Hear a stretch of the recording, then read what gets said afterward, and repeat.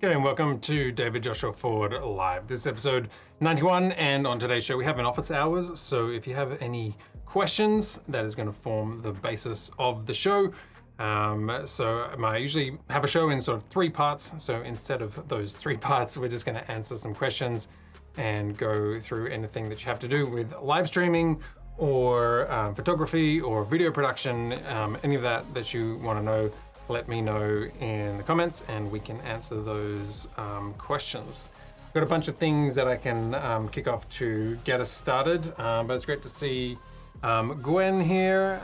Thanks for saying hello and welcome from San Francisco. So good to have you here on a stream. We'll see how we go for time. I don't have any so much of a set agenda for today. Usually I try and sort of present something, but we're just going to answer some questions. And I did get a question from, let's just kick into part 1. I got a question from Martin, who says that this week he purchased the new updated PTZ profile that I offer on my website, and it's working on 2 CRN 100 cameras, and so far he's a fan. So great to hear that. I don't get why, what I don't get is why the speed adjustment button for manual control is, as well as the drive mode, is not working on my 2 Stream Deck XLs. Can you point me in the right direction? It's a good question. So to preface this, most of my development of this profile has been on the N300s, and then also the 700s, and a little bit on the 500s, mostly those models. I haven't had to play with the N100s, but I have noticed that some of the commands between the 700 and the 300 model are different, and so there's things in my profile that I've actually sort of built dual actions in there so that whether you're running a 300 or a 700, it's going to have the right function. For example, the standby mode of the camera, when knowing whether the camera is on or off, that kind of has different commands. So for some reason, not everything is uniform across, most things are, but there's some things that are not totally uniform across Canon's sort of back end of commands there. There was, if you go back a week or 2 ago, I did a live stream about the, how to sort of update your cameras to the auto tracking, and some of that was looking at the firmware updates. So the N300 and 500, because they're older models, are on 1.5 firmware, and the N700 is on 1.4, and then the N100 is, I don't know off the top of my head, but I think it's a different firmware number altogether. So I would say make sure you've updated your N100 firmware to the latest one as much as possible. And then the other side of it, so what Canon did in this firmware update was the zoom range used to go 1 to 10 in the commands, and then after the firmware update, the zoom range, sorry, the speed of the zoom and the drive went, instead of 1 to 10, it was 1 to 127. So you can imagine if you had a zoom speed of 10, which was trying to say go really fast, 10 is now very slow. So that's probably why you're experiencing the camera not going fast. In terms of how to fix that, I would say probably this sort of scenario in terms of the hardware backend, it's probably best to, if you go to Companion GitHub, let me see here, see if I can open this one up. So if you go to github.com/bitfocus/companion and you come down to the modules, where are we? I'm losing track of my modules here, somewhere in here. Documentation, no, losing my section here. Companion, I think I need to go back to BitFocus, that's what I'm doing. Back to BitFocus, and then bundled modules, or you can just come down into here, you could type in Canon, and you'll see Canon PTZ. So this is the Canon PTZ module. This is where you could come into issues and file that, which maybe you have done that, and I'm not quite sure if. And this is probably the best way to get sort of technical changes into Companion module to address some of those incompatibility that you might have with that. Otherwise, it's good to see that the rest of the profile is working well for you. And zoom speed control does not work. So let me just jump over to, where are we? Up here. So I guess what you're talking about, and I'm showing you these are two 300 and 300 cameras that you're seeing connected here. So what can I use to demonstrate? Let me use camera 1 so it's not so crazy. And this is the zoom speed that I've built into this profile has like a medium, fast, and slow. So slow would be this sort of very gradual zooming out, or medium is about this sort of speed, and fast would be that kind of thing. So you could sort of quickly sort of find where you want to go, and then sort of zoom in to reframe quickly like that. That's the sort of the manual PTZ aspect of this. Let me just pull back here. And then the time aspect, you've got, if you select the time drive speed here, that is, and if you press it again, it becomes speed. So speed or time. I usually prefer working with time because I feel like it's, in my head calculating things, it makes more sense being like, okay, I want to do like a 5-second maneuver from here to there, and you're sort of timing it out in terms of some of the speech. But in the adjust section here, this is where you can come in here and adjust the amount of time or the speed, and you'll see these numbers going up and down. And when I select speed, speed is now active, and when I hit time, time is active. So just say I wanted to have like a 10-second maneuver from my close-up here to my full wide shot. So now I can slowly pull out and see time here says 10 seconds. So this should be the behavior that you are experiencing with the N100. So if it's not, then there's definitely something to look into.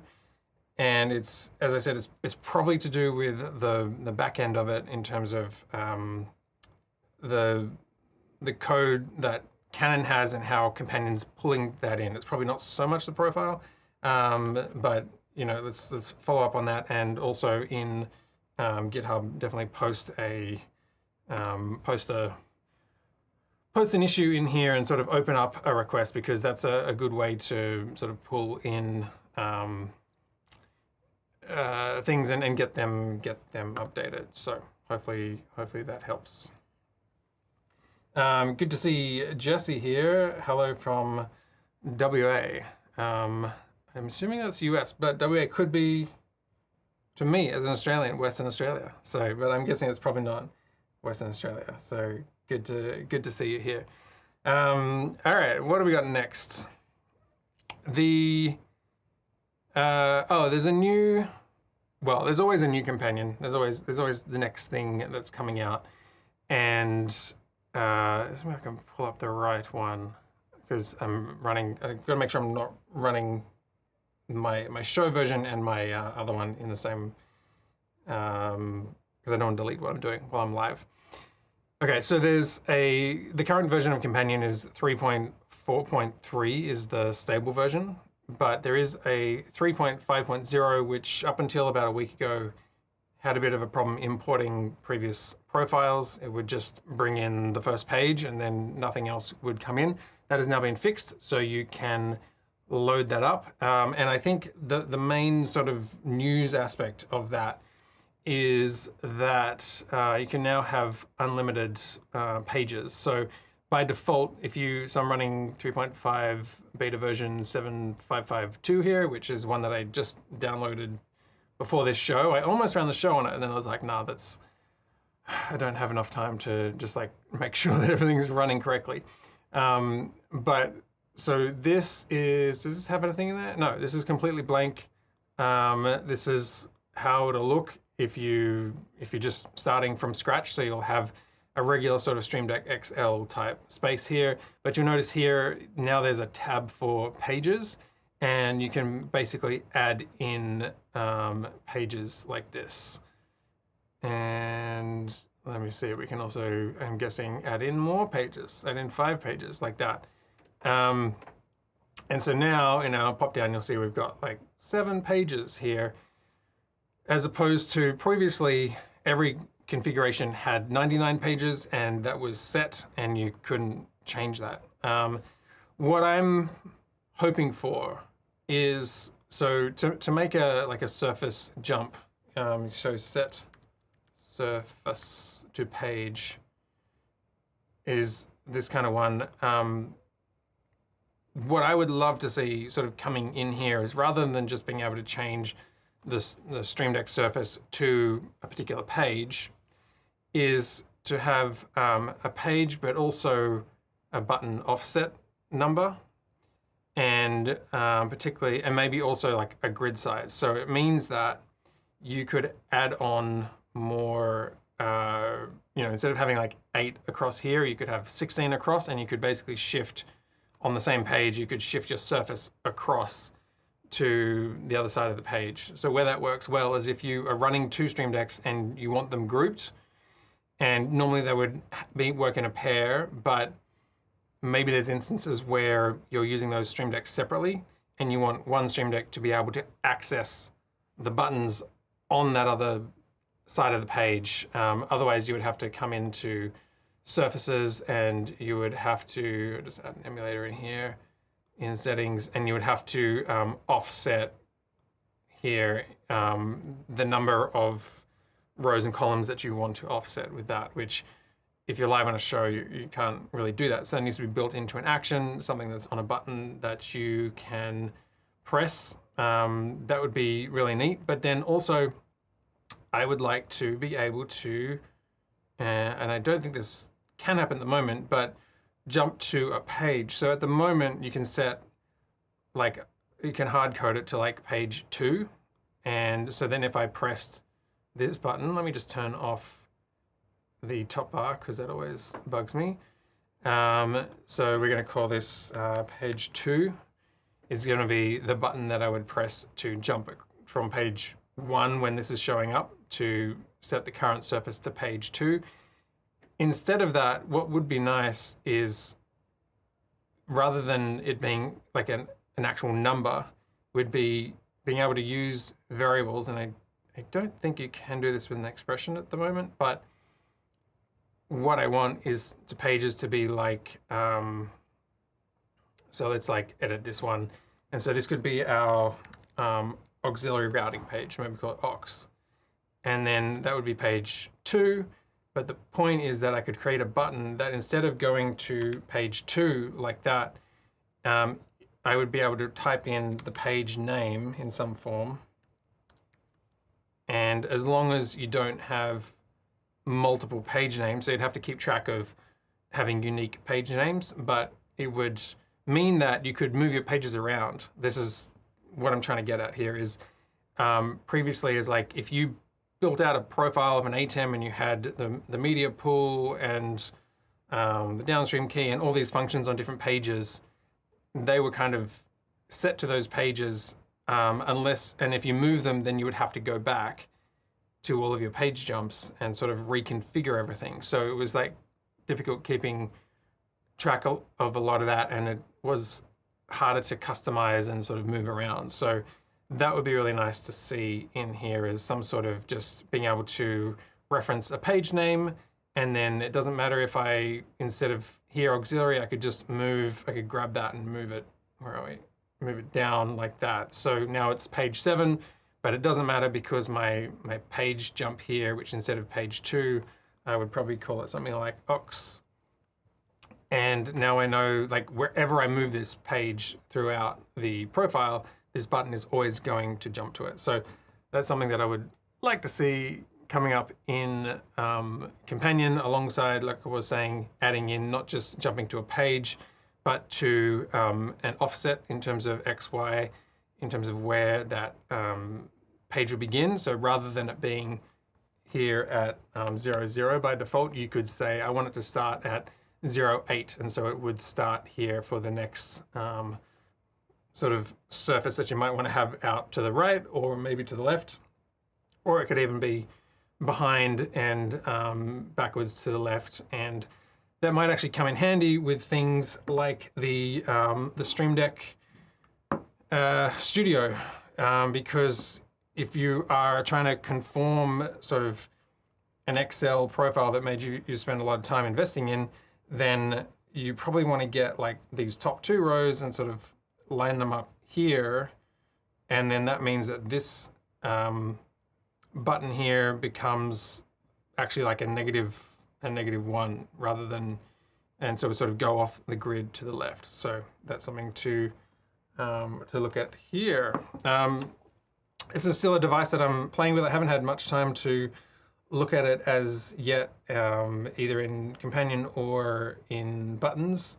But some of the things are pretty handy, such like this, for example, you can press and it will select the button, and then you can rotate through like that. So, and then click cancel if I don't want to set my DHCP.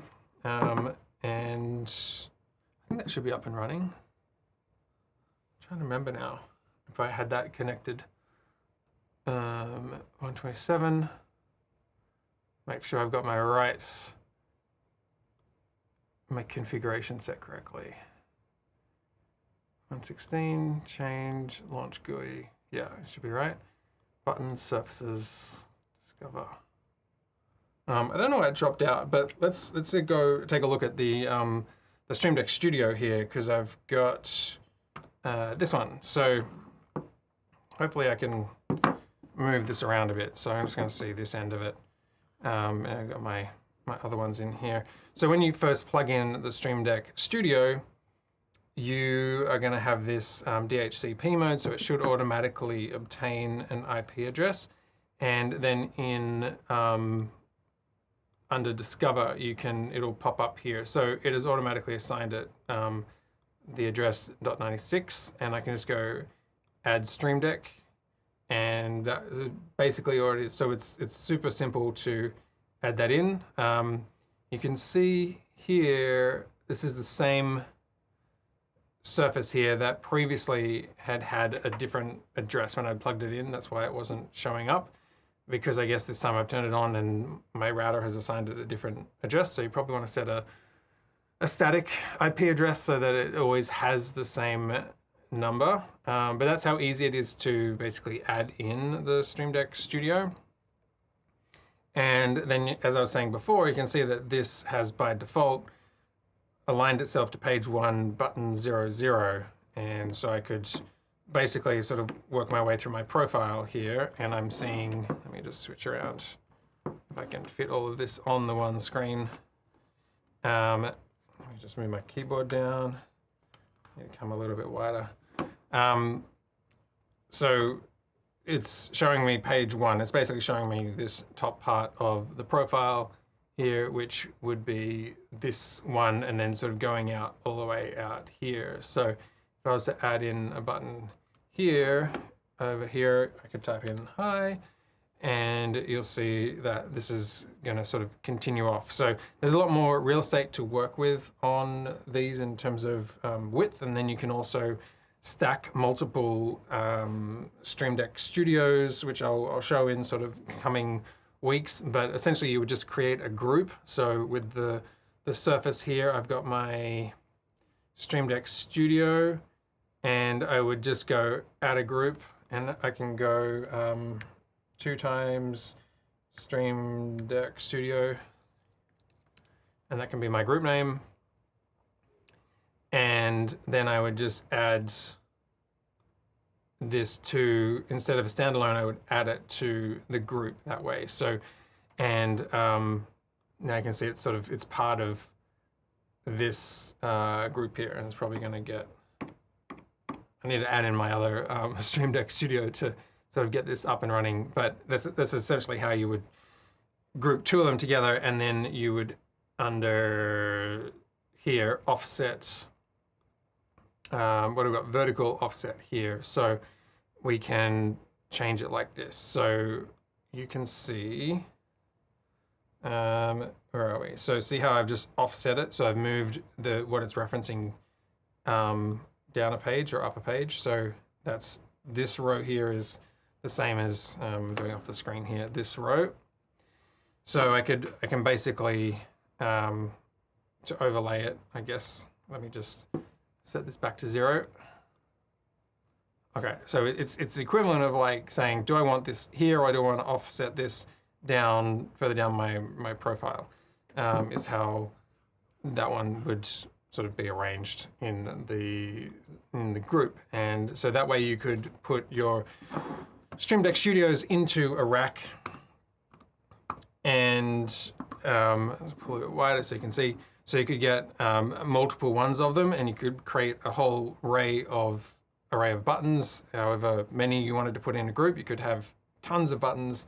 And the good thing about this is, you know, everything is running off PoE, so the whole unit is just got one cable to manage, and you can do really long distances too. So you don't have to worry about a USB cable being really close to a computer, and you can distribute these around a studio network.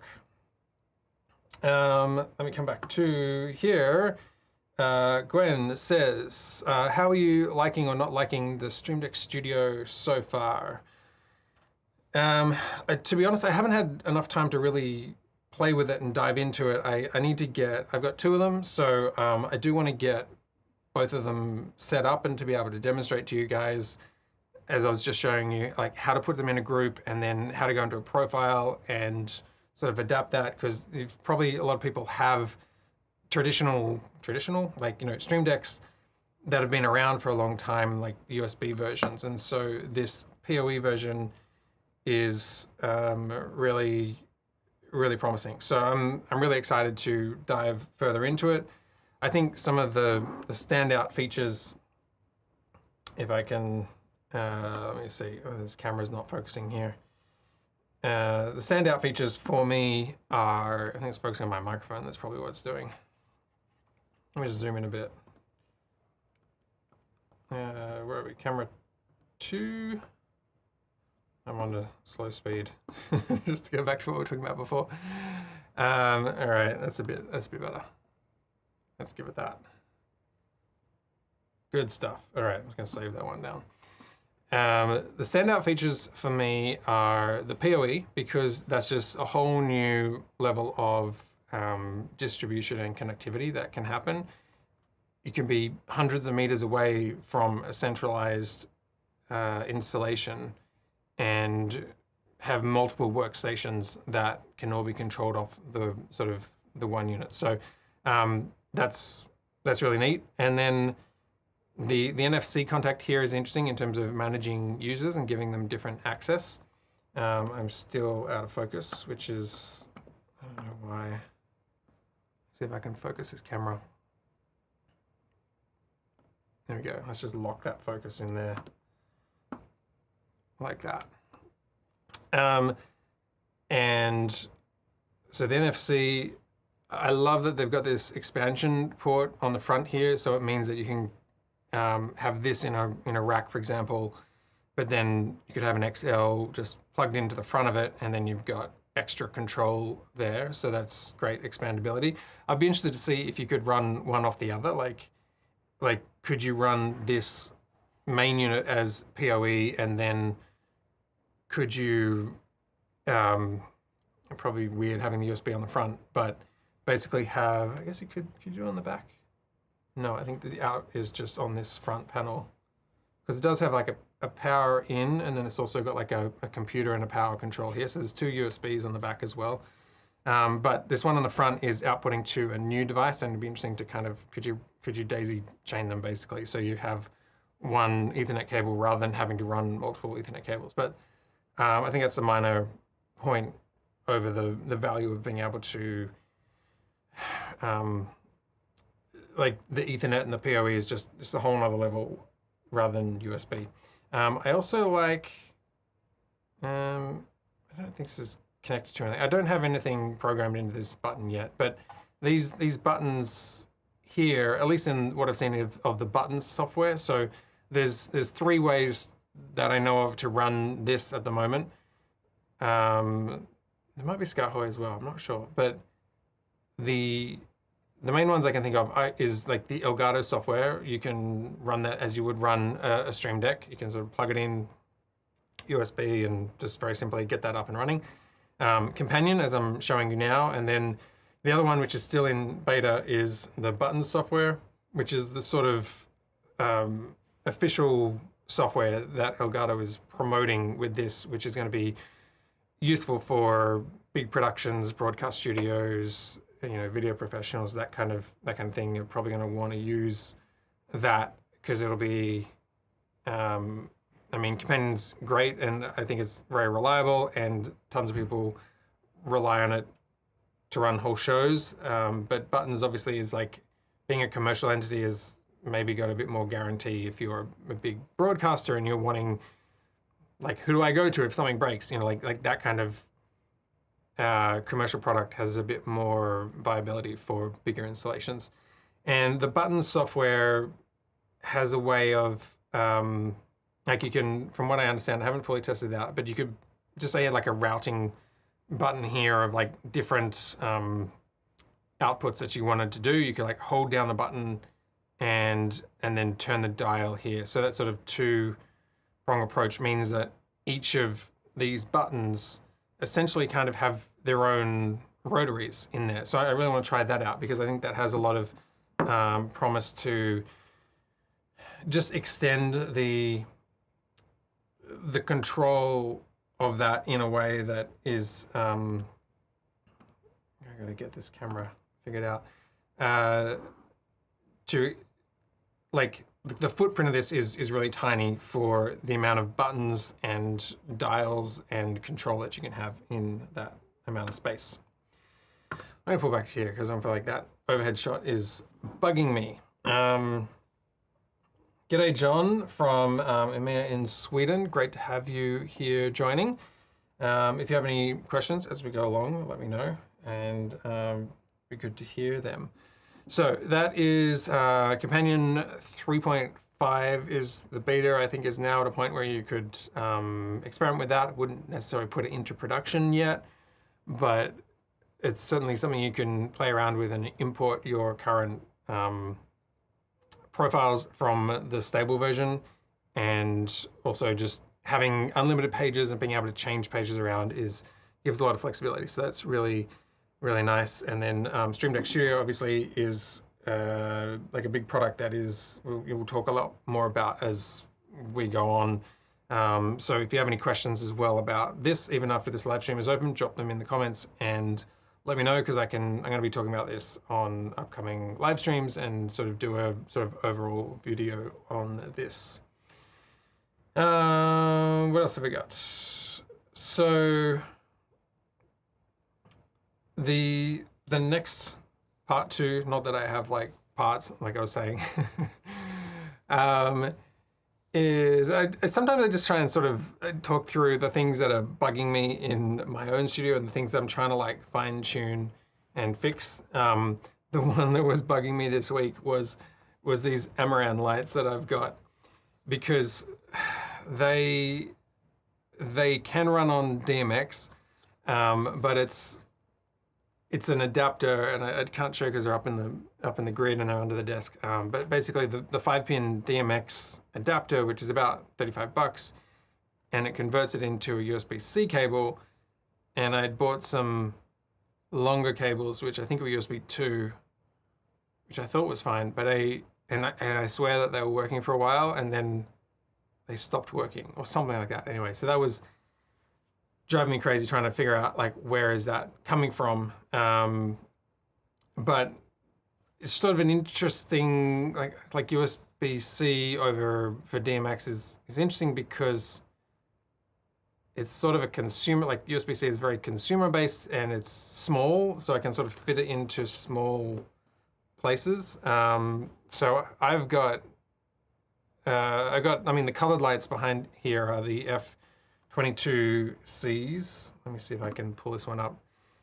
So these are actual, these Amaran boxes, I guess, they also have a USB-C DMX in. So a lot of this is all kind of USB-C DMX, which is kind of weird. The key light that you can see up here, this mini dome, the white light here, that is actually like proper like DMX cable in and out, a bit more robust.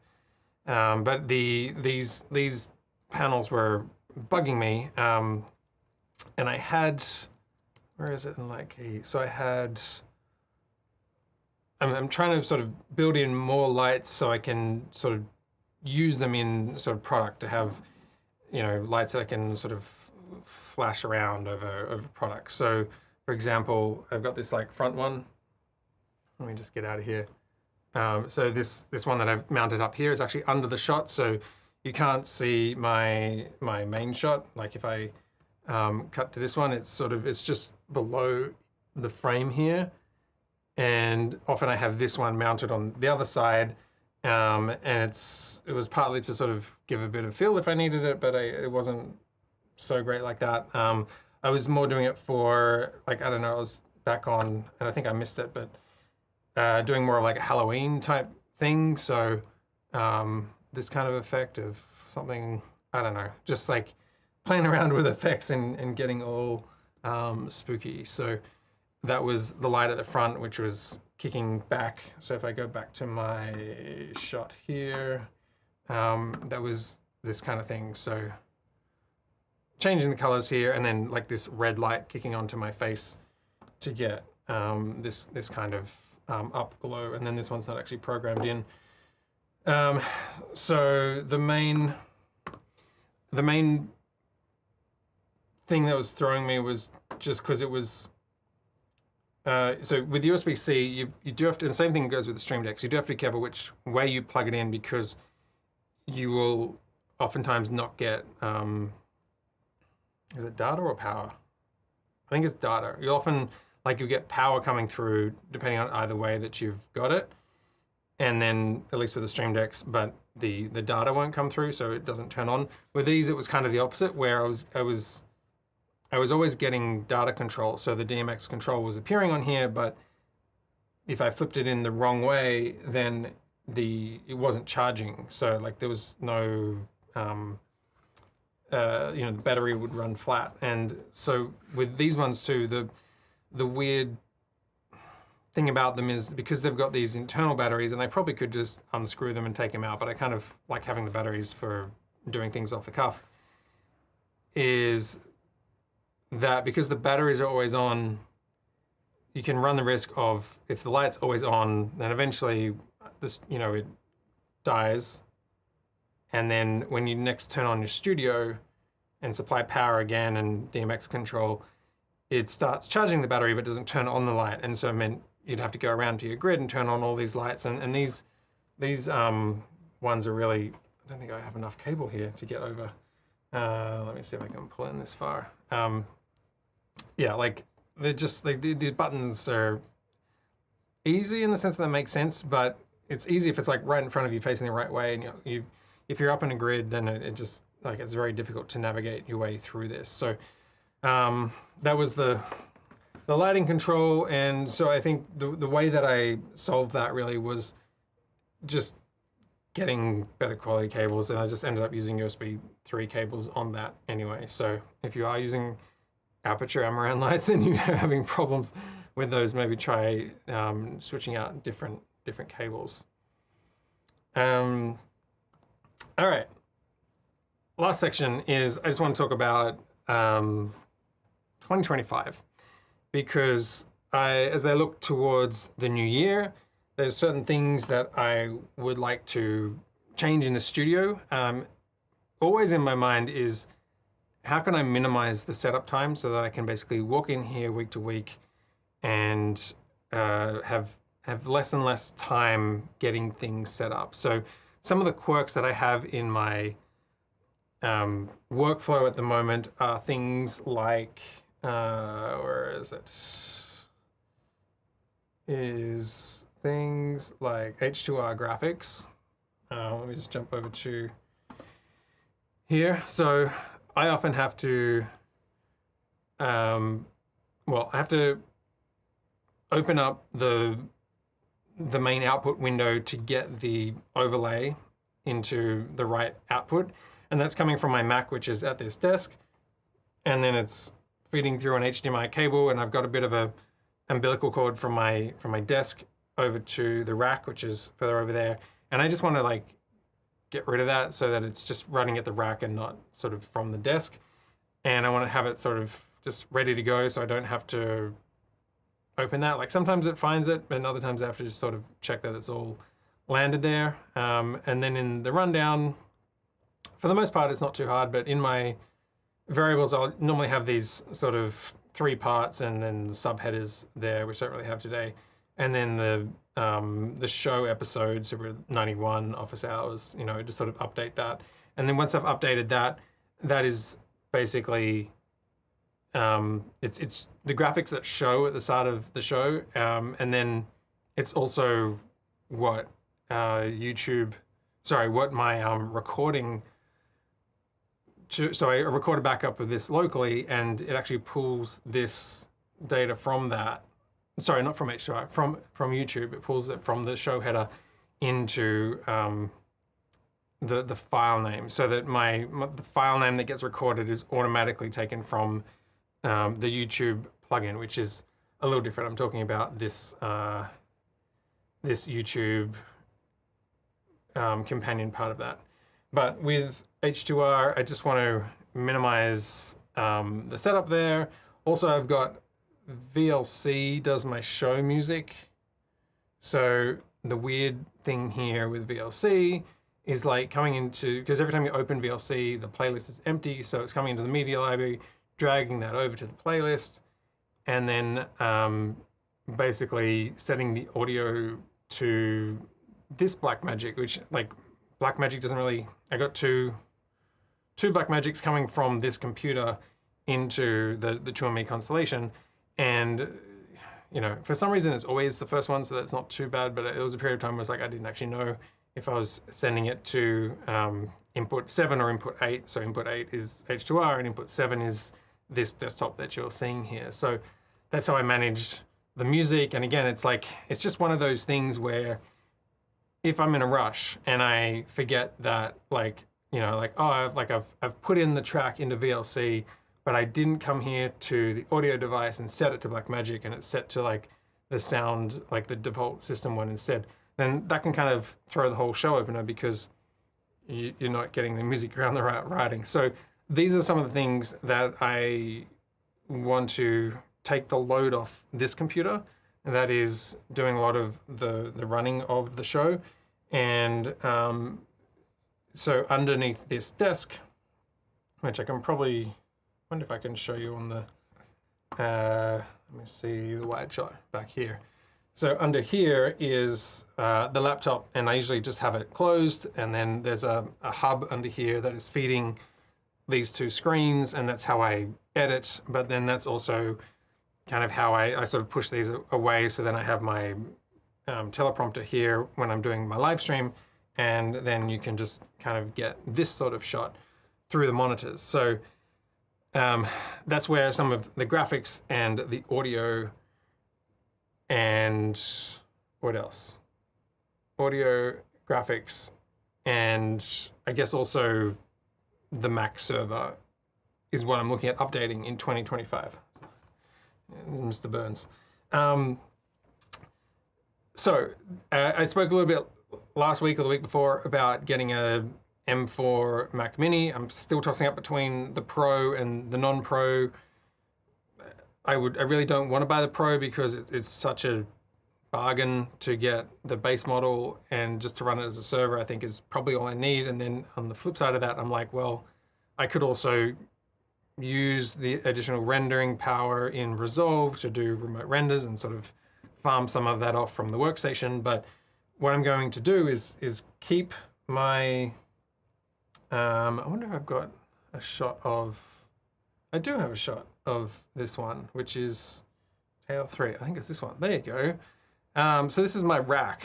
I haven't really, so this week I finally lit this, which was, it was always sitting in the dark, but I've basically got like a 4U rack here, and that is sort of power on the bottom, and behind there is some power conditioning that you can't quite see on the back end.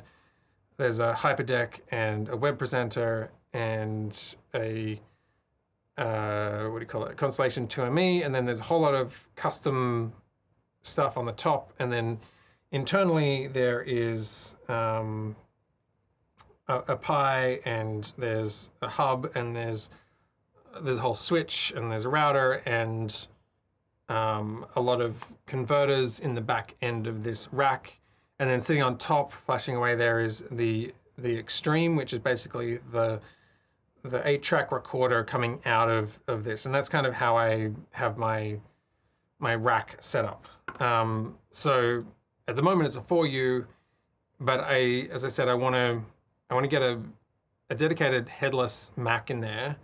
And so that's where I've also been tossing up between, like, you know, if I buy a new desktop, do I set that up here as the desktop? And then I was like, no, actually, that's not the workflow. The workflow is getting a computer as a server into the rack. That's always going to be there. So if I travel to a shoot, that's always going to be there. And then you can very easily use, let's bring this one over, screen sharing. I'll just bring this over here to here. So screen sharing is a really neat way of, from one computer to the next to view it. So every Mac has this already. And so essentially what you're looking at is my main computer that I'm sitting at and have keyboard control over. I'm using screen share to connect over the local network to an old laptop that is in a closed clamshell mode. I'm just running it as a server. So this is what is running my kind of like clock and video display that we had up the back here. So this kind of video display is running across the top here. So it just makes it super easy to offload some of those audio and video and graphics. So this Mac Mini, I think, would basically run the clock above my teleprompter. It would run my H2R graphics output directly, and it would also have a screen which could either be another desktop or it would be taken over by the teleprompter, so that I can control the teleprompter from my main computer, but then the output of that is sent across the network, and that remote computer is going to render that as video into the atem switcher, which I can then throw up on my teleprompter. And in my teleprompter, I can switch between whether I want like a confidence monitor or a multi-view, or if I want to see my desktop, if I'm got a Zoom call and I want to be able to see someone's face on the teleprompter and look directly at them. Or what I have is a composite, which can show the confidence monitor and like the program feed of what's going to air, so that I know what you guys are seeing, and also the text overlaid over the top of that, so I can sort of keep track of that. So I'm partway through upgrading the teleprompter and then getting a workflow into just having very easy teleprompter text, because the way that I often put my shows together, because it's always in a pinch because there's other things to do. But basically on my phone, I'm sort of writing notes down here, and then I just copy the text from, well, you know, that syncs to my Mac, and on the Mac, I copy that text over to the teleprompter software, which is, let's jump over here. So, you know, this was episode, was that 90 or 91? Here we go, 91. This was like, I was like, what am I going to talk about this week? And I'm jotting down notes. And so this is where I can then just like copy this and paste it into my teleprompter software, which I've just updated and then I can basically delete and paste. And then I have my, again, I don't have enough USB. It's not long enough.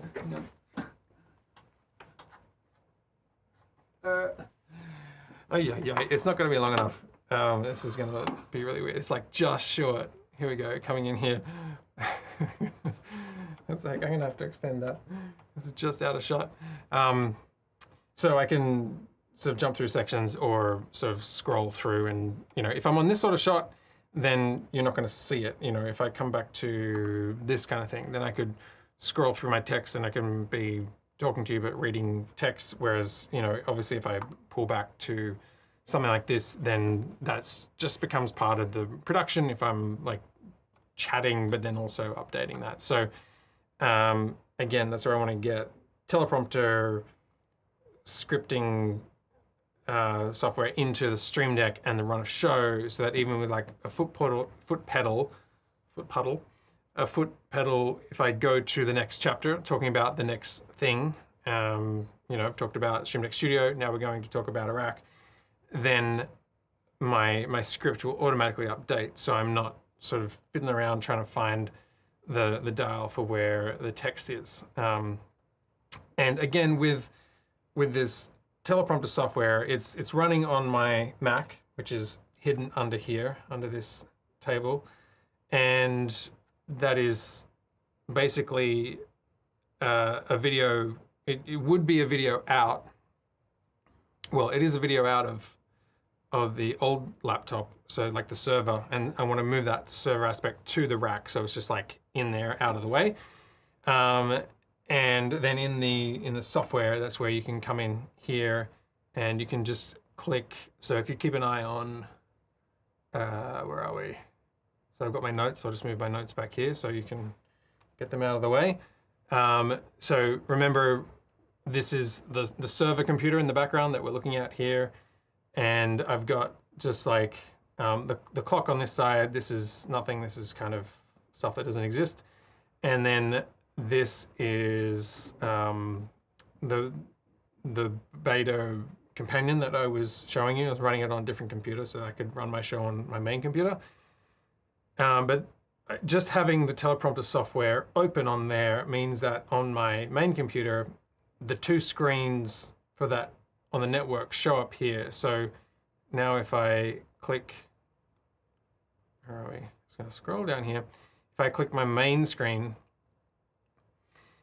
on that computer, that's now the output. So what you're looking at here is actually this main screen that I can sit at my laptop, input things with a keyboard very easily and a mouse, is that's where the script is being developed. And then between here and this computer is actually just like Ethernet cable. So there's no HDMI running between the main software and the end node of it. So the software on the server computer that will be in the rack will have, this will be probably HDMI into a SDI converter that will then go into the Umeå constellation. And then from there, I can route it to my confidence monitor or to the teleprompter or to the floor monitor. So I can kind of put that anywhere I want to and sort of use it that way. So that makes it really easy if I want to then sort of jump through here and sort of find the next thing that we talked about. So there's Amaranth, rack upgrades, problems, Audio Max server graphic input, and that brings us to audio inputs. And so I've been tossing up on audio a lot, and so I guess kind of like the Mac Mini, what I love about that is it's so small and it's so powerful, and you can do a ton of stuff with it. And I think that's great because it means you can put that into a rack like this and have a ton of power in there without it being massive. And so I'm trying to work out, how do I upgrade my my current audio, which is sort of a legacy thing that's been, like, I've got a Zoom LiveTrack L8, which is this one here, which is it's a digital mixer in the sense that like it is digital, and it has sort of USB input to the computer, and I run my studio speakers here when I'm doing editing off that. But it's not network controlled, and really what I want is something that's network controlled so that I can actually just, this whole thing here and the whole kind of like, it's basically clearing off this. I want to like get rid of that. I think I'm gonna get rid of this iPad bit over here because that currently sits there. I'm probably just gonna have an iPad that I can do my comments from here, and I can also do my switching over here. So this iPad I think will just sit here, and then I'll have a keyboard because that is great for control. And then this Contour Shuttle is probably still the best lightweight kind of control of a teleprompter, but I would love to see other control of that coming into like a Stream Deck, or I mean, I guess you could even put it into a dial. That would be sort of an interesting way of getting that into, I guess that could work on a Stream Deck Plus maybe. although I don't like the angle of it would kill the front on aspect of where are we? Not that, this one. Of having too much stuff. Like I don't want like stuff here so that I'm like peeking over. I just want to sit at a desk and be able to chat with you. So the products that I was looking at was either a M32C or a wing rack, and then I was also thinking about maybe a wing compact, because there's times where I probably need an audio person. Like when I go to a gig, I actually want to be able to get an audio person and be like, here, like you do the mixing. But then a lot of other times I want to be able to automate that and not have it sitting here as a physical control surface. So the let's go to B&H, and I'll just jump over here, and where are we in shopping lists here? So the one that I was almost bought, and I was waiting for it to be in stock, and now it's in stock, and now I'm like, I don't know about this. The M32C, which is the same control sort of design as the X32, as far as I'm aware. This is interesting because it's basically the Midas 32 core aspect of it. So it's really just the mixer and then some sort of network connectivity at the back. So we've got, where's the back here?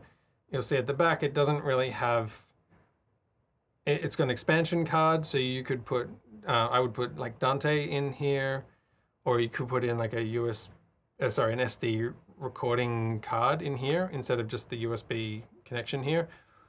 And it's got Ethernet, MIDI, AES50, so I could run stage boxes from here, and then monitoring for the studio could come out of here, and mic talkback. So it's just very simple, and it means that like in something like this rack, I would find a way to fit this in there, probably moving that power aspect out, or some of those custom ports at the top, so that I could have audio within that rack, and it would be easy to, like I wouldn't have to upgrade from a 4U, is what I would have.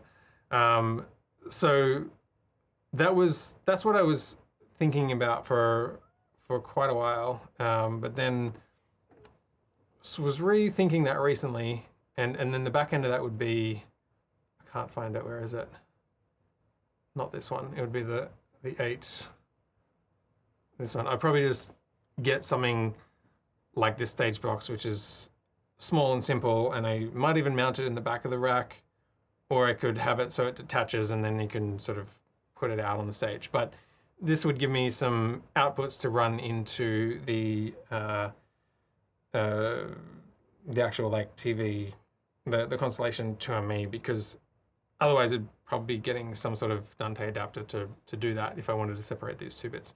So that was kind of I could do this bit and this bit, and then you sort of, if you add up the M32C and this and the Dante card and all that kind of stuff, then you sort of hit like $2,000 or something like that, and then you realize you could probably just get something like the wing.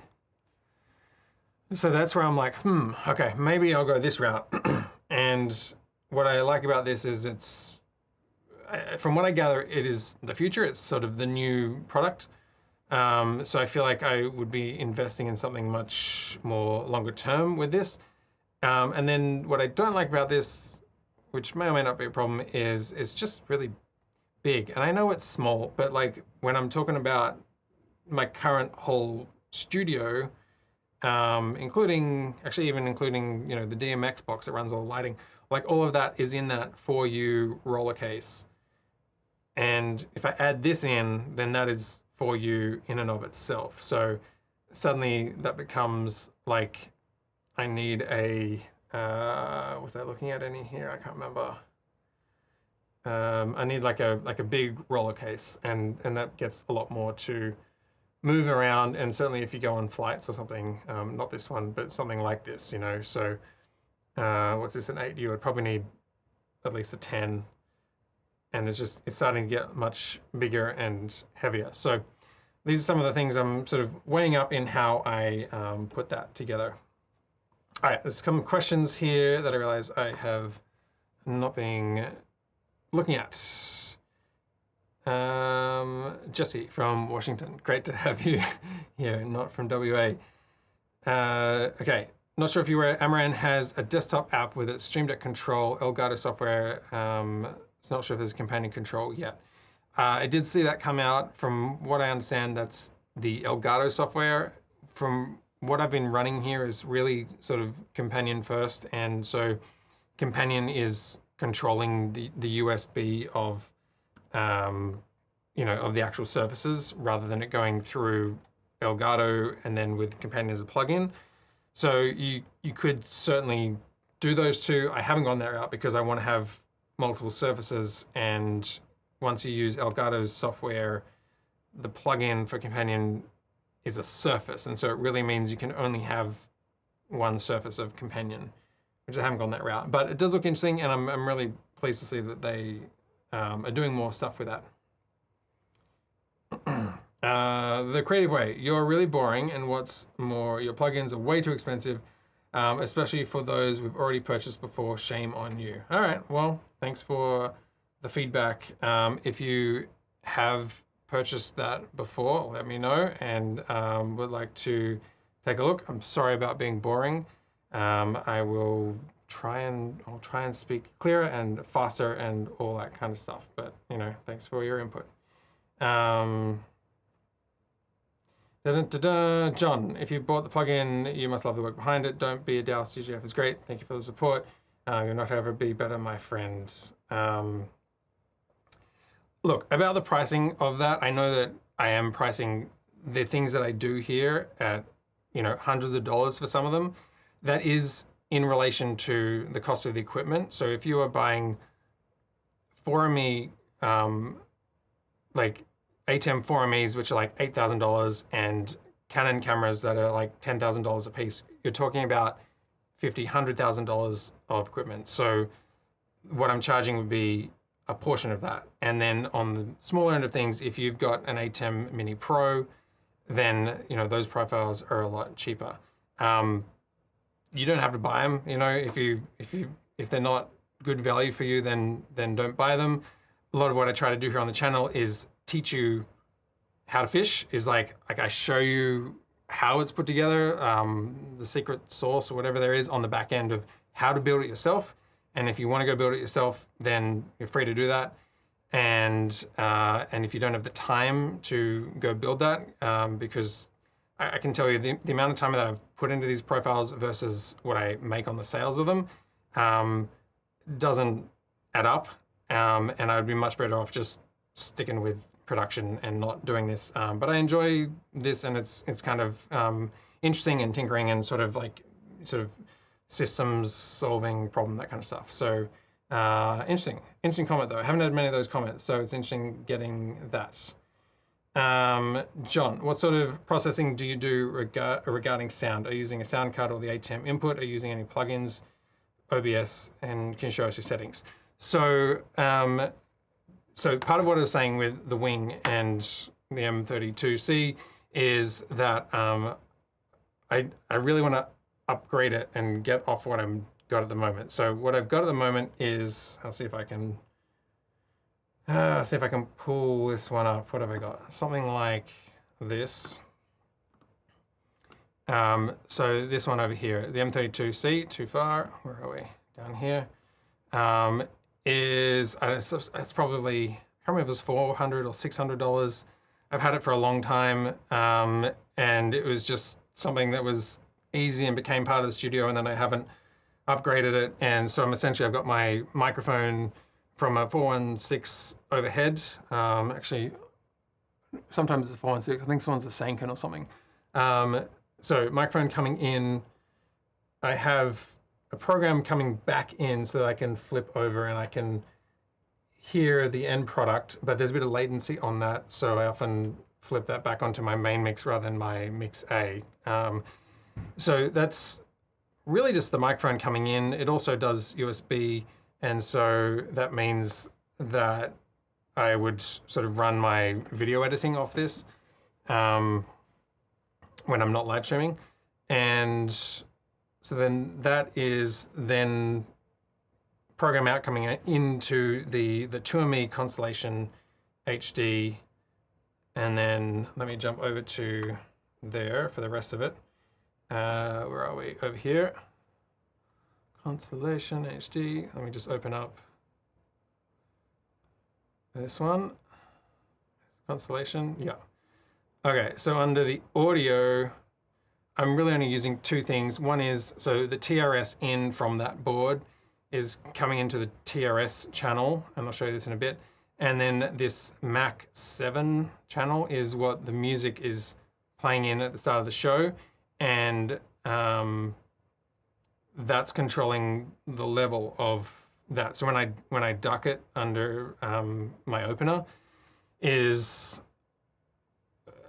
where that's coming through, and it allows the automation to come into Companion via the atem plugin of Companion.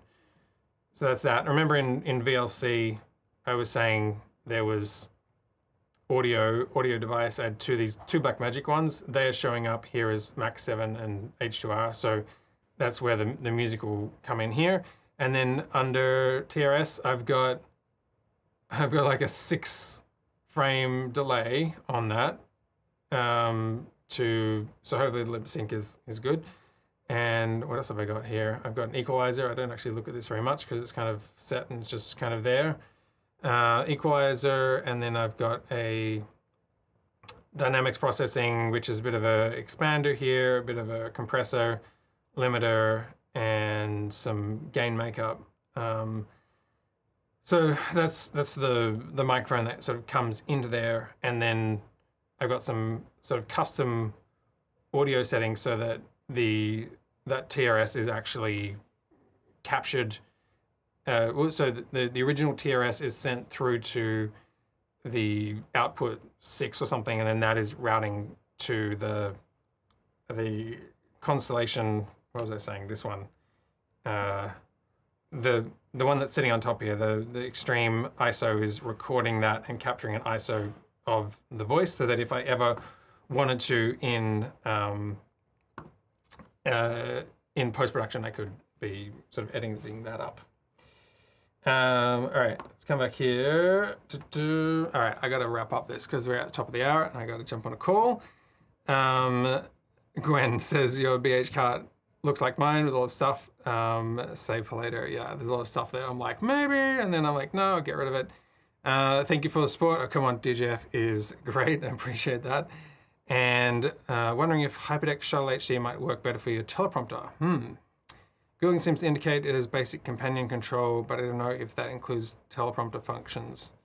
I think the reason I wouldn't want to go that route is that the teleprompter control would sit here, and I would need cables running off, and I really like being able to clear the desk for shooting things or just rearrange, put different products up here. And so as much as possible, like I was saying, like getting the rack version of the wing versus the compact, you know, like I want that kind of off the desk and out of the way, and it's something that will be, basically everything's going into a Stream Deck. It's like that is how I'm running this whole show is through a Stream Deck and Companion and triggers and different things that have been sort of built in there.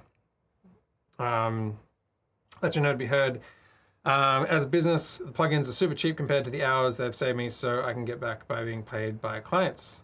Appreciate that. Yeah, I mean, it's all, you know, it's all relative, and if you compare that to some of the hardware that you don't have to buy because you can sort of run it via this way, then that's much cheaper. And then also, if you did go the route of Companion and Stream Deck, then there's a lot of hours in there. I'm just, you know, have fun putting that together and customizing it in the way that you do. So each to their own. All right, I better get out of here because, as I said, I got to jump on a call. Really great to have you guys on the stream today. davidjoshuaford.com is where you can find those profiles to go and get them and download them. There's also a free one on there if you want to control an atem Mini and some of the other things like Notion and YouTube and some of those things. So go grab the free one, have a play, see what you think, and I'll see you here back next week. Thank you, bye.